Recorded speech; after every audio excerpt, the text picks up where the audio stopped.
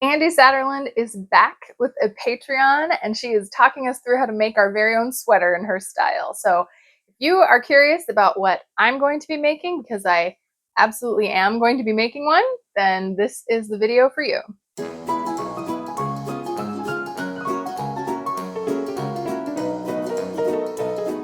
Hello, welcome to Show and Tell Meg. I'm Megan, and I like to make things. If you have been around any amount of time, you will know I particularly like making sweaters, and I also particularly like making Andi Satterlund sweaters. Andi Satterlund is a knitwear designer out of Washington State, and for the first 10 years of me knitting, she was all over the internet. She was very popular. Her designs were very 50s, 60s vintage style, kind of cropped, maybe with a lace pattern or a cable pattern, just silhouettes that you were used to seeing from vintage sweaters, but they were made for thicker yarns and they were modernized to have top-down seamless construction.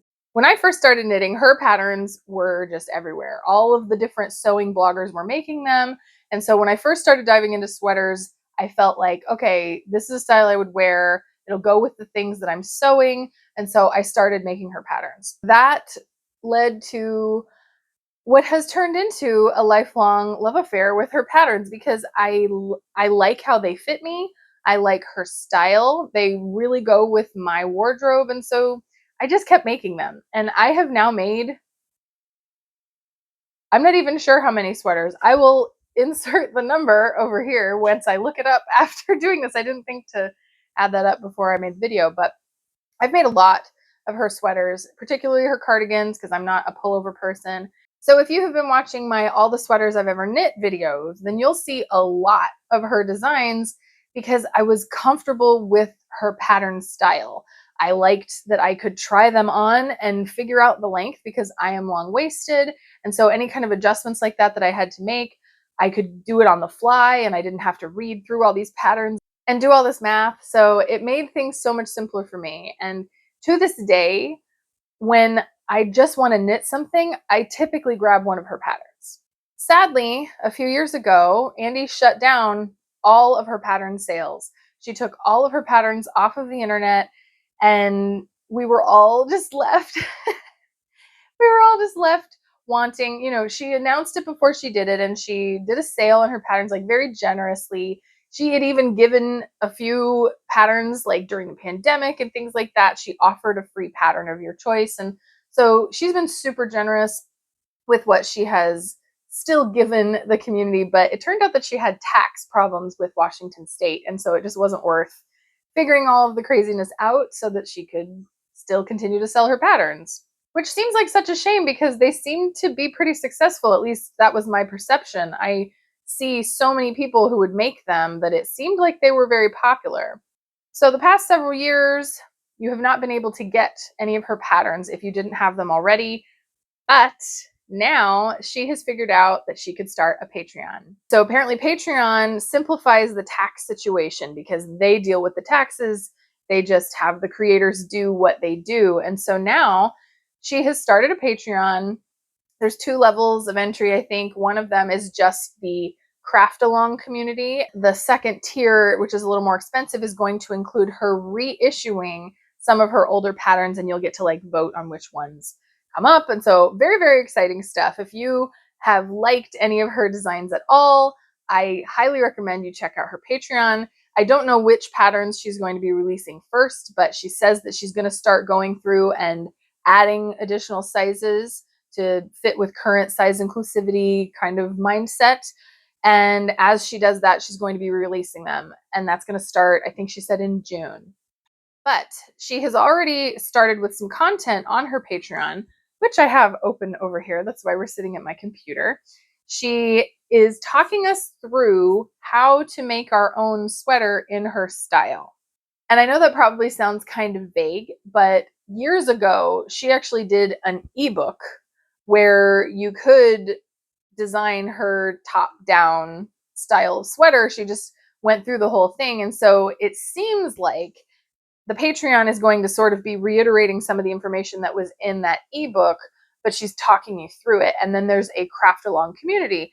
that was always a huge part of the fun with making her patterns. And to be completely honest, one of the reasons I ended up making so many was because she was a regular of make-alongs. She had knit-alongs for basically every new pattern that she released. Particularly, she would always release a new one at the fall time, and so there'd be a fall knit-along where, I mean, we're all getting into sweater mode anyway at that point. Like, it was kind of genius timing, and we could all enter giveaways occasionally and things like that if you completed a sweater in a certain amount of time, and you just got to see other people making the same sweater, and it really added to the fun of knitting a sweater because you got this whole social aspect that you really don't get when it's just you. Like, knitting can be a very solitary hobby, so to have a community of people who are all making the same design, you can see their different choices, you can ask questions not only of the designer, but other people who are making it, and they can help you if you run into problems. Like, I find knit-alongs really fun if you manage to be able to keep up with them and if it's something that you really want to make. Her knit-along essentially is back, and that's what the lower tier of the Patreon is. It's like $5 a month, and you get to get the content that she's giving on how to make your own sweater. To make your own sweater, we had to first vote, and she gave all different options, like, do we want a V-neck, a scoop neck, a cardigan, a pullover, just all these different options. And we voted. We're doing a scoop neck cardigan with just one panel on each side. So it's fairly easy. I think that's probably a good place to start because you're not having multiple charts to deal with multiple panels. So once that was decided, Andi put out a post describing what we're going to be doing, that she's going to tell you what to do. That first thing, you need to pick the yarn that you want to use, and then you're going to have to pick a stitch pattern for those panels on the sides. And since this is summertime, I knew it was going to be a worsted-ish weight sweater.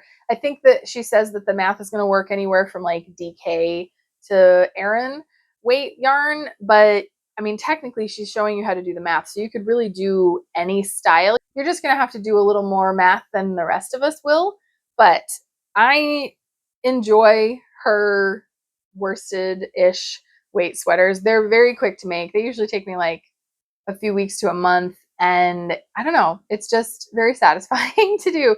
So I took to my stash because I definitely wanted to stash bust, and I immediately thought of this yarn. So this is a long discontinued Cascade yarn, and I'm very sorry that I can't like link you to where you can get it. And man, my camera is really picking up on that red. But this is Cascade Sierra Quattro. So Cascade Sierra is actually a yarn that I found because of Andi Satterlund patterns. I made her Miette cardigan as one of the first sweaters I ever made, and it recommended Cascade Sierra. And at the time, it was already being discontinued, so I came kind of late in the game. Her patterns had been out for a while, but Cascade Sierra is 80% cotton and 20% wool, and the Quattro is that it's actually spun with two different tones of the red. I have no idea if my camera is going to pick up on that. If it doesn't, then I'll insert a photo. But it is just a really cool looking yarn when you look up close. It gives a very light tonal quality to the color, but it is still an even color when it's done, if that makes sense. I have knit with their Quattro style yarn before, but not in Sierra. I used Cascade 220 Superwash Quattro for my Agatha cardigan, which is another Andi Satterlund design, and I made that way long ago. But it has this cool tonality to the purple in that yarn. So I know I like using this yarn. It's very comfortable to wear. I made my Miette in the, like, I think it's called Water Lily. It's like a mint green colorway of this. But so I just consulted my Ravelry, and I actually bought this in 2014. This is the chili pepper colorway, and it's just so sad that it's been sitting in my stash all this time. But I bought more than a sweater quantity. I think when I made the Miette, I only used like 3.5 skeins, but I wanted to make sure I had enough since they were discontinuing it. So I have 5 skeins of this. And with the way that we're going to be making this sweater, it's probably better to have a little more than thinking that you've got just enough, because we're going to have to swatch. We're going to have to decide how long you want it to be. So there's a lot of variables that won't necessarily be known simply because it's all designed by you, and Andi's just kind of giving you a guideline. So err on the side of too much yarn. These skeins are 191 yards each, which makes me have 1,146 yards total. And so for the style of sweater that I want to do, I like to do waist length, scoop neck, cardigan, 3/4-ish sleeves. We're going to see how I feel, how hot it is by the time I get to the sleeves. And weirdly, I don't have a red cardigan that I've made for myself. I made one for my mom because it's her favorite color, but I've never made a red cardigan, and I need one in my life. So the first step was picking my yarn. And the next step is choosing a stitch pattern for the front panels. So most of Andi's sweaters have just a panel on each side of the button band. It's a very traditional style of cardigan. You're not having a pattern that necessarily goes like all the way into the armpit, and so you have to figure out decreasing it and things like that. Makes it very simple to knit and very simple to keep track of, to be perfectly honest. And since we're making whatever we want, we can pick our stitch pattern. And Andi suggested looking through some stitch dictionaries. I didn't have any patterns of stitches that really came to mind. I also want to make sure that I'm doing something that will work well with cotton yarn, because I live in Florida, so I just could not bear to make a worsted weight wool sweater coming into June. Like, no, that's just, I would not get to wear it until probably next January. So I wanted to use the cotton yarn, and I wanted to use a pattern that would look good in cotton yarn. And with my experience, that means lace. Andi did do a post on Patreon where she suggested 3 different stitch patterns and gave them to us. So they look like this. And I actually really dig the Starburst cable style one. But since I wanted to make it in cotton, I didn't really think that was going to stand out as much as lace would. So I went to the library website and I suggested, I think, every stitch dictionary that they had on hand, and I just went and picked them up and then started glancing through them. So a stitch dictionary is exactly what it sounds like. It doesn't explain knitting. It doesn't have patterns, like not to make a finished object. It just has patterns for stitches. It'll have a picture of what it looks like finished, and then it has directions on how to make that. This one, I particularly liked this book. This is the Ultimate All-Around Stitch Dictionary by Wendy Bernard.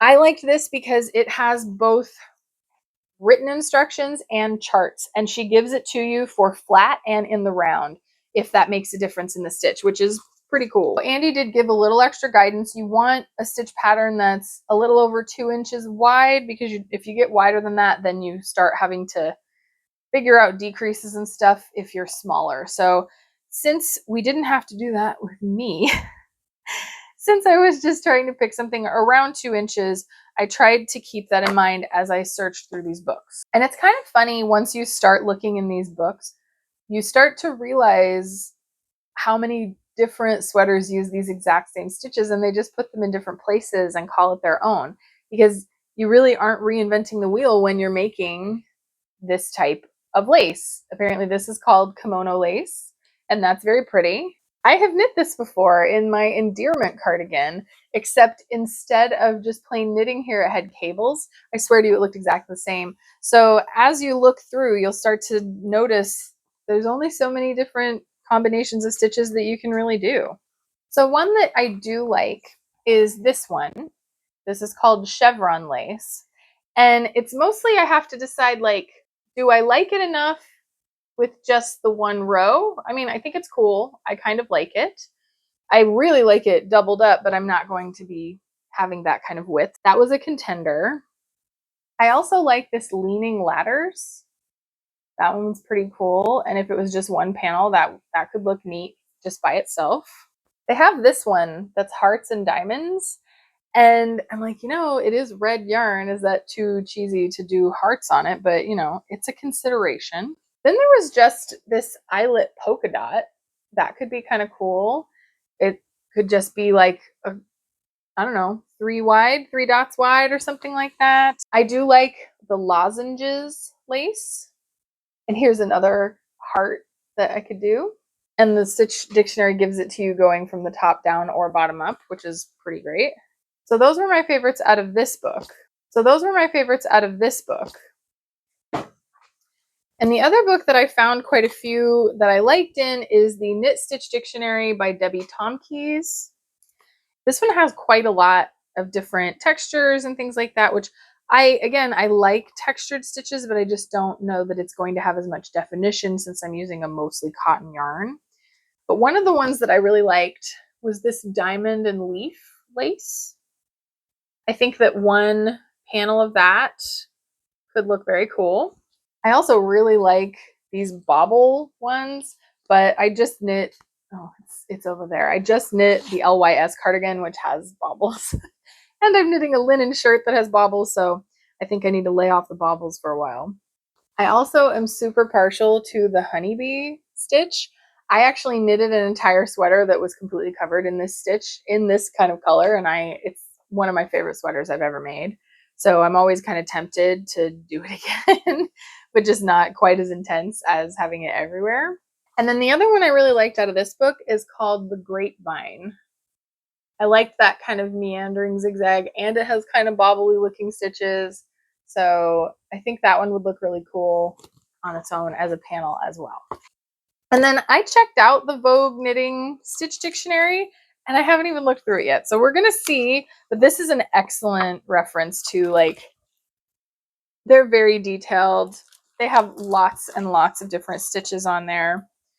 So I have to make up my mind of what stitch pattern I want to make. And some of that I will be figuring out in the next step. So just this week, Andi released another installment on her Patreon explaining that the next step that we're going to have to take is swatching.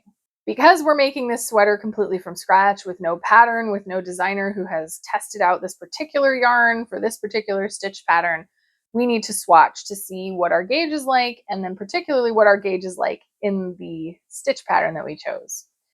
And since I have technically already worked with this yarn and I've already made one of Andi's patterns with it, I have a pretty close idea of what size I'm going to have to use, just based off of the fact that I used a size 7 and a size 8 needle when I previously made the Miette cardigan out of the same yarn.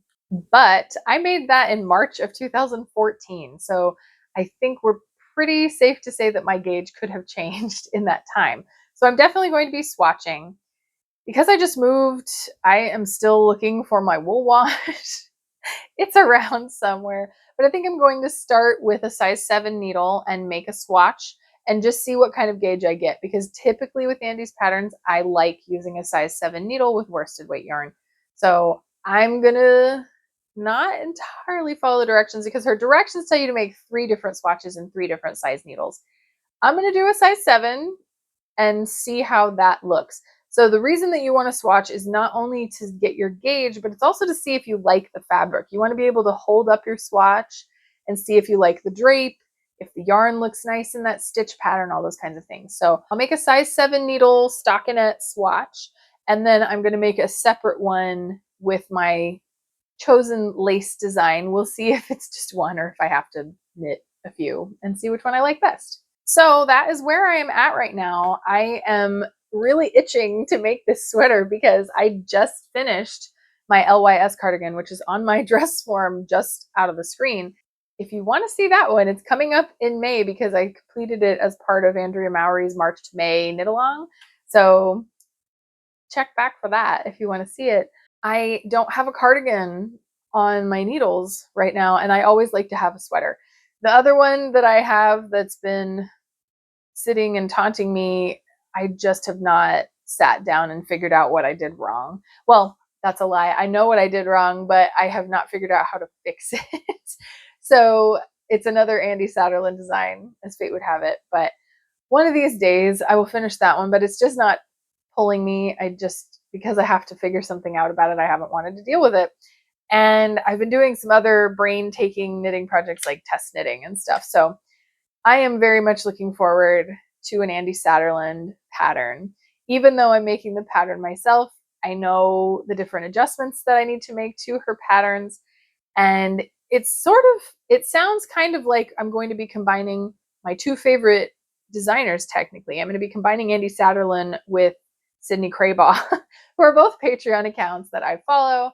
And Sydney likes to make it where you can make any of her designs and do it completely size inclusive. You plug in your numbers and make that design of sweater.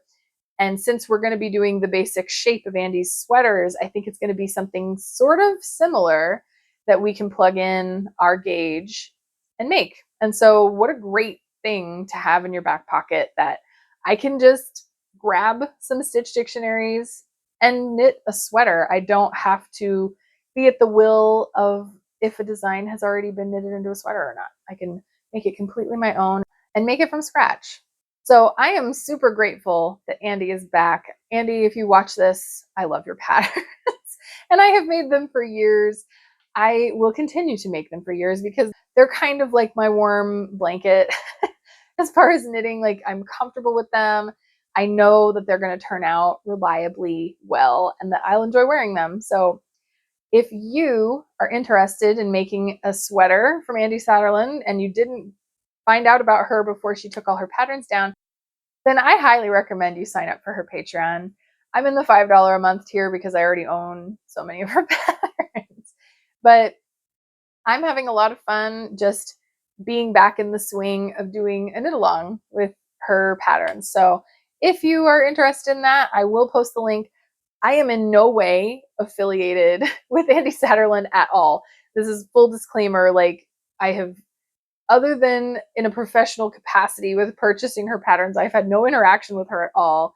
And she has always been very nice and helpful anytime that I needed anything for her patterns. So this is genuinely just because I love her patterns and I'm excited to make one. So I thought I would share my planning process of what's going on. If you are already a Patreon member and you are going to be making a sweater along with us, then please comment down below and let me know what yarn you're using, if you've picked a stitch pattern, what kind of length and fit and things like that that you want to do. I am super interested in all of that. I just love seeing everybody else's designs. We can continue the spirit of knit-alongs in my comments if you'd like, because I am definitely going to be knitting along with everybody else.